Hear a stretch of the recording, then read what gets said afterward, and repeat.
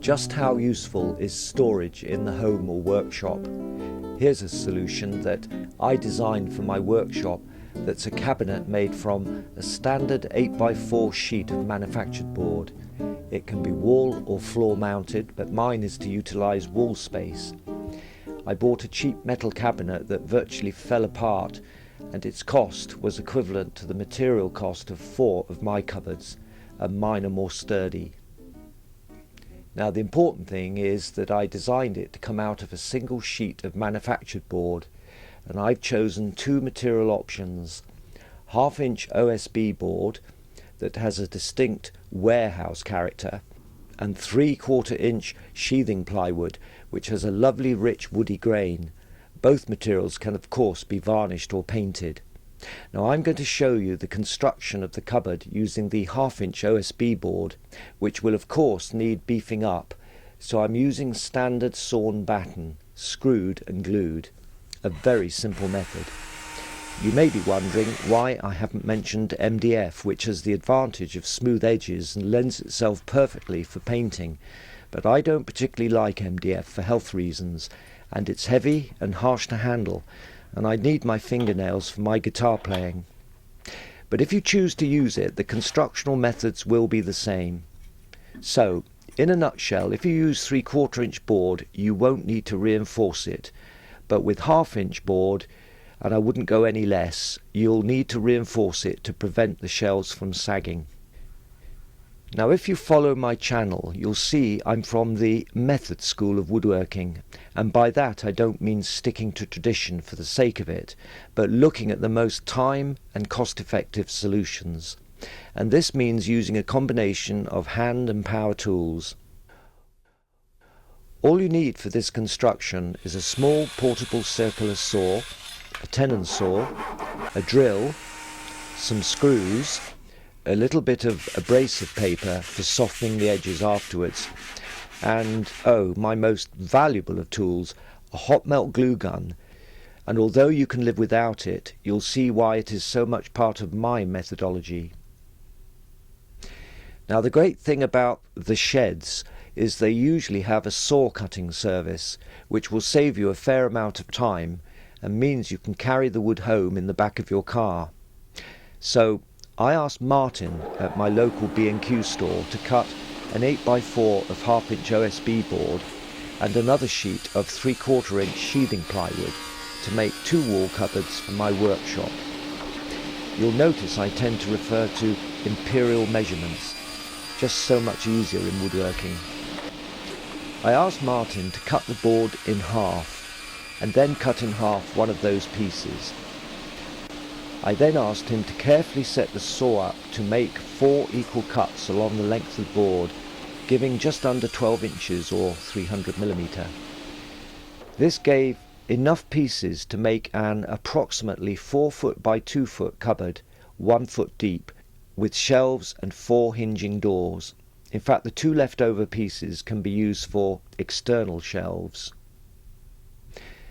The construction is very simple, relying on screwed and glued butt joints reinforced with the softwood batten, which I figured out as I went along. Actually, I've been using this approach for decades, and in particular when I used to build fitted wardrobes that were made of chipboard with softwood lippings and painted matte white. Now some of these wardrobes have lasted over 30 years. This is where the hot melt glue gun serves as an extra pair of hands or clamping method, as I initially tacked on 2 boards to ensure squareness and stability. This is while I constructed the main carcass. Now the carcass or box as such increases in stability as the construction progresses, and you'll notice my unconventional method for ease of construction. The carcass is glued with the tacked pieces, offering squareness and temporary clamping. Then I carefully added the battens along the edges and screwed them to secure the carcass. Then I ran a batten along the lower inside carcass corner, and when glued and screwed, this gives important strength to the cupboard, bearing in mind heavy objects will be contained in it. The upper edge is reinforced with tapered batten inserts because there's little load bearing on the carcass top, so I didn't need a continuous length. The OSB board butt joints were screwed afterwards, but bear in mind that putting a screw into just 1/2 inch thickness material, there's not a lot of extra strength, so you can see that the strength of my cupboard comes from the glued battens.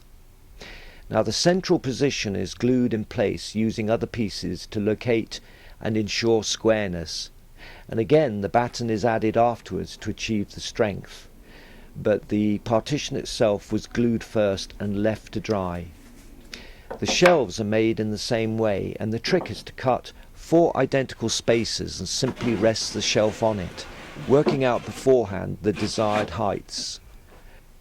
Try out the ease of inserting the kind of objects you plan to store. The shelf strengthening batten may be inset to maximise the clearance because the lower strengthening batten is taking up space. You can see there's a fair bit of thinking as I went along to keep the construction simple whilst maximising the space. But the method essentially is to glue the panel and get it aligned perfectly. Let the glue cure and then later add the strength with the screwed and glued batten. Although clamps were used, the screws act as a clamping method while the glue cures. The doors, which are already cut to size, are simply hinged on and magnetic catches and handles added. When mounting the cabinet, it's easier to take the doors off and screw through the battens into the wall. I use props, and the fact that the fixings can go through lengths of batten gives leeway for fixing points, such as the vertical timbers on studded plaster walls. In my case, I was drilling into concrete blocks. My method is really simple, and even if you cut the 8x4 board yourself, the fact a very useful cupboard can be made from a standard sheet with no wastage has to make sense. And you can add adjustable shelves and even link up cabinets if you want.